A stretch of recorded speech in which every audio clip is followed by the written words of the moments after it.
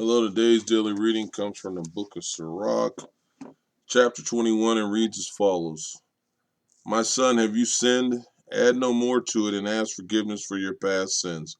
Flee from sin from the face of a serpent, for if you draw near it will bite you. Its teeth are like lions' teeth, slaying men's souls. All iniquity is as two-edged sword. Its stroke has no healing. Terror and violence will lay waste riches. So the house of an arrogant man will be laid waste. Supplication from a poor man's mouth reaches to the ears of God, and his judgment comes speedily. One who hates reproof is the path of the sinner. He who fears the Lord will turn again in his heart. He who is mighty in tongue is known far away, but the man of understanding knows when he slips. He who builds his house with other men's money is like one who gathers stones for his own tomb. The congregation of wicked men is as humble of toe with a flame of fire at the end of them. The way of the sinners is paved with stones, and the end of the pit of Hades. He who keeps the law becomes master of its intent. The end of the fear of the Lord is wisdom. He who is not clever will not be instructed. There is a cleverness which makes bitterness abound. The knowledge of a wise man will be made to abound as a flood, and his counsel as a fountain of life. The inward parts of a fool are like a broken vessel. He will hold no knowledge. If a man of knowledge hears a wise word, he will commend it and add to it. The wanton man hears it, and it displeases him, so he puts it away behind his back. The discourse of a fool is like a burden in the way, but grace will be found on the lips of the wise. The mouth of the prudent man will be sought for in the congregation. They will plunder his words in their heart. As a house that is destroyed, so is wisdom to a fool. The knowledge of an unwise man is talk without sense. Instruction is as fetters on the feet of an unwise man, and his manacles on the right hand. A fool lifts up his voice with laughter, but a clever man smiles quietly. Instruction is to a prudent man as an ornament of gold, and as a bracelet upon his right arm. The foot of a fool rushes into a house, but a man of experience will be ashamed of entering. A foolish man peers into the door of a house, but a man who is instructed will stand outside. It is a lack of instruction in a man to listen at a door, but a prudent man will be grieved with the disgrace.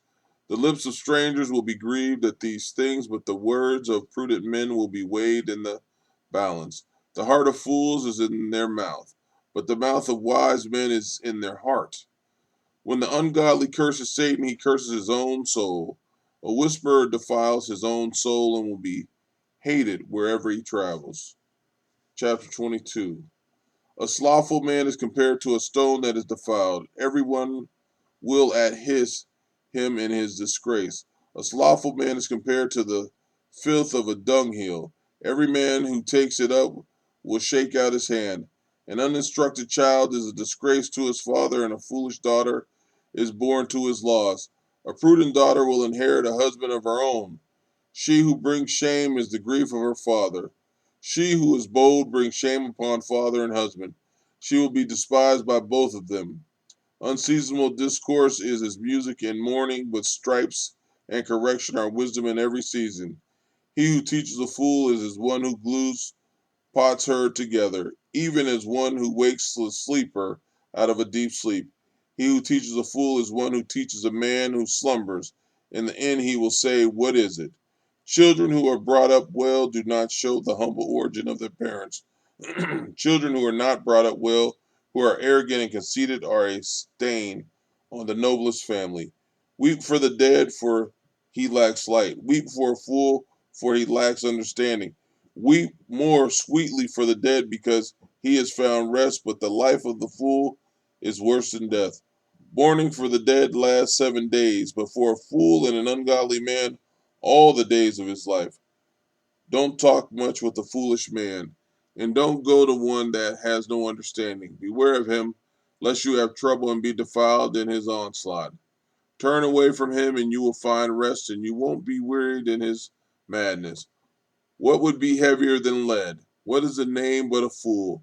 Sand, salt, and a mass of iron is easier to bear than a man without understanding. Timber girded and bound into a building will not be released with shaking. So a heart established in due season on well-advised counsel will not be afraid. A heart settled upon a thoughtful understanding is an ornament of plaster on a polished wall. Fences set on a high place will not stand against the wind.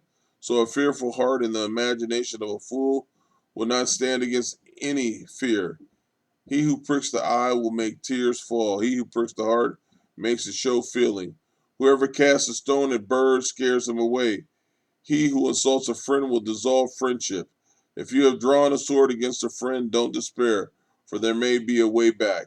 If you have opened your mouth against a friend, don't be afraid, for there may be reconciliation, unless it is for insulting, arrogance, disclosing of a secret, or a treacherous blow.